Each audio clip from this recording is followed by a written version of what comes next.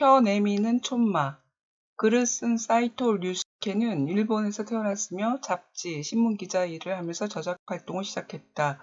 전후 아동문학계의 동화 및 그림책이라는 새로운 분야를 개척하여 민화 그림책 붐을 일으켰고 초등학교 교과서에도 실리는 등 업적을 남겼다.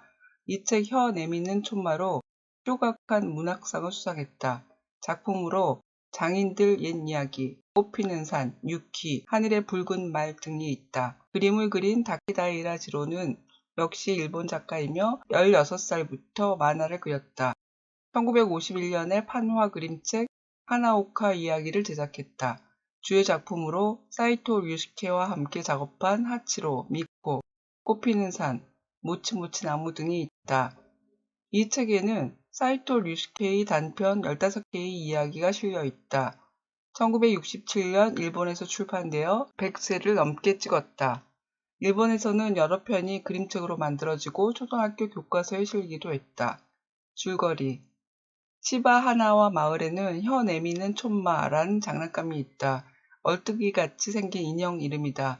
인형은 두 팔을 벌리고 열십자 모양으로 서 있다. 등에 있는 고리를 잡아당기면 눈썹이 8팔자로 축 처지면서 혀를 날름 내민다. 그 모습을 보면 누구든 웃음을 터뜨리지 않고는 못 베긴다. 12살인 초마스는 3살 여동생 우메를 보살펴 주어야 한다.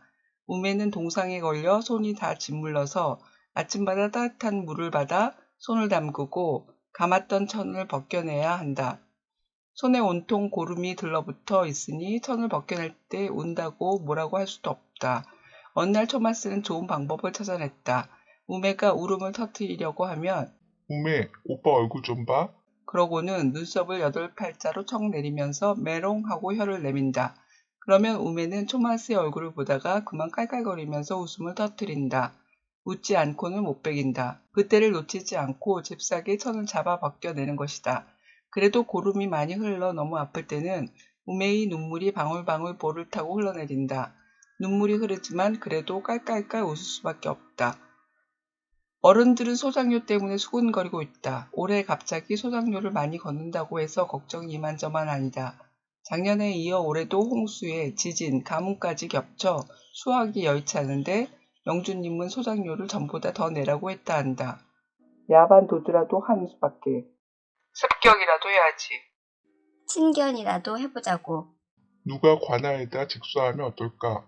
친견이란 영주님한테 직접 가서 사정 이야기를 하는 것이고 직소는 쇼군에게 찾아가 영주의 행실을 고해 바치는 것이다. 일이 잘못되면 감옥에 갇히거나 목이 달아나는 벌을 받는다고 한다. 어느 날 아침 일어나 보니 아버지가 없었다. 그리고 며칠이 지난 어느 날 밤 바깥에서 누가 문을 쾅쾅 두드렸다. 문을 때려 부수고 관리들이 몰려 들어왔다. 기모토 고로의 아내 후지, 너는 남편 고로가 쇼군에게 직수하러 간 사실을 알고 있었지? 6척짜리 몽둥이로 어머니 어깨를 후려쳤다. 초마스는 형장에서 처음으로 아버지를 보았다. 아버지는 초마스와 마찬가지로 하얀 옷을 입고 벌써 높은 기둥에 매달려 있었다. 아버지는 높은 곳에서 빙긋이 웃었다. 하염없이 다정한 눈빛이었다. 어머니와 초마스 그리고 우메까지 두 손 두 발을 묶은 뒤 차례차례 십자 기둥에 매달았다. 우메는 엄마. 하고 불에 댄 듯 울부짖었다. 먼저 관리들은 우메의 가슴 높이로 창 2개의 끝을 엇갈려 겨누었다. 엄마, 오빠. 우메가 경기를 일으킨 듯 소리쳤다. 이때 초마스는 자기도 모르게 소리를 지르고 말았다. 우메, 엄마는 없어. 봐, 오빠 얼굴. 그리고 눈썹을 8팔자로 축 내리고 메롱하고 혀를 내밀었다. 대나무 울타리 바깥에 있던 마을 사람들은 울면서 웃었고 웃으면서 울었다. 토마스는 혀를 내민 채로 창에 찔려 죽었다. 토마스네가 죽어간 형장에는 작은 신사가 세워졌다. 그들이 죽은 날에는 하루 종일 제사를 지내며 지금도 신사 참배 날에는 혀 내미는 촌마 인형을 판다. 의미를 찾는 질문, 울면서 웃고 웃으면서 우는. 3살짜리 우메는 심한 동상에 걸렸다. 12살 오빠 초마스가 아침마다 따뜻한 물을 받아 감았던 천을 물에 적셔서 벗겨냈다. 우메는 온통 고름이 된 손이라 천을 벗겨낼 때 어김없이 울었다. 우메가 울음을 터뜨리려고 하면 초마스는 오빠 얼굴 좀 봐. 그러고는 눈썹을 8팔자로 청 내리면서 메롱하고 혀를 내밀었다. 그러면 우매는 그렁그렁한 눈으로 토마스의 얼굴을 보다가 그만 깔깔거리면서 웃음을 터뜨렸다.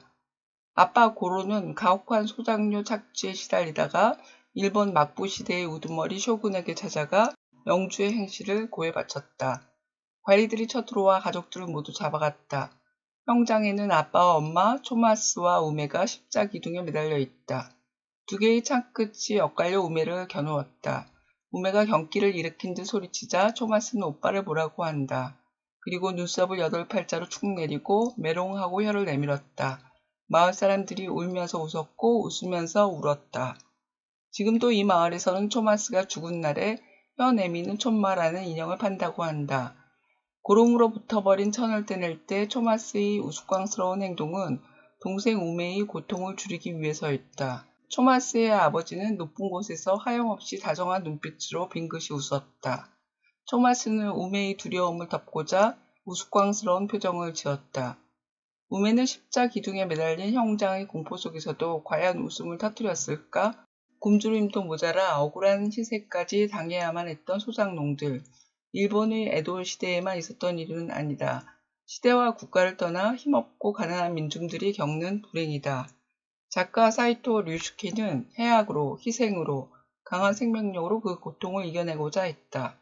우스꽝스러운 인형을 보면 웃음을 터뜨릴 수밖에 없었다고 쓰여 있지만 혀를 내미는 오빠 토마스를 생각하면 가슴 아린 슬픔을 느낄 수밖에 없다. 정확히 읽기. 책에 있는 사실을 찾아보세요. 혀 내미는 촌마라는 장난감은 어떤 장난감인가요? 우매의 손에 감았던 천을 벗겨낼 때 토마스가 찾은 좋은 방법은 무엇인가요? 영주님이 수학이 좋지 않은데도 소작료를 전보다 더 내라고 한 이유는 무엇인가요? 소작농들이 모여 이런저런 방법을 이야기했습니다. 그들이 말했던 4가지 방법은 각각 무엇인가요?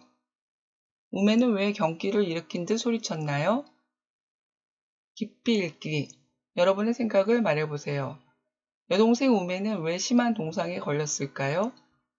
토마스가 찾은 좋은 방법은 무엇을 위한 방법인가요? 토마스 집에 관리들이 쳐들어왔지만 토마스는 어머니의 목소리가 떨리지 않아서 마음이 든든했습니다. 왜 어머니의 목소리는 떨리지 않았을까요? 형장에서 만난 아버지는 높은 기둥에 매달려 있었습니다. 하지만 하염없이 다정한 눈빛으로 빙긋이 웃었습니다. 아버지가 웃은 이유는 무엇일까요? 마을 사람들이 울면서 웃고 웃으면서 운 것은 무엇 때문인가요?